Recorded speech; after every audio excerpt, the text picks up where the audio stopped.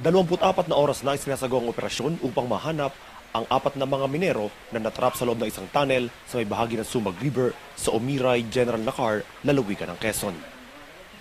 Ayon kay Lieutenant Colonel Ramil Anoyo, commander ng 48th Infantry Battalion ng Philippine Army, nagagamit na ang mga water pump upang mahigop ang baha sa loob ng tunnel. Continuous pa rin naman yung ating search and rescue operations na ginagawa doon sa Sumag. And kahapon, nagkameron lang ng aberya itong water pump at pansamantalang tumigil muna sila. And then kaninang umaga, mga 0700 is natuloy na uli yung water pump natin. At hinihintay-hintay nating ma-drain yung nasa sa loob ng tunnel para madali nating ma-recover yung kung mayroon pang para makita natin yung 4 na nawawala.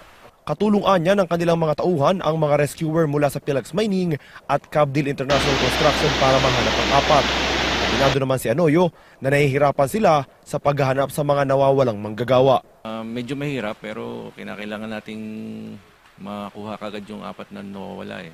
Ngayon na ika-6 na araw simula nang matarap sina Engineer Roland Sanchez, Safety Engineer, Senate Picat, Geological Mapper at mga minerong sina Danny Harnowis at Ferdy Sanadan.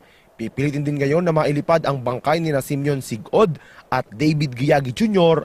mula sa bahagi ng Sumag River. Erwin Aquino, Radyo Inquirer, 990, bayang nagtatanong, mamamayang nag-uusisa.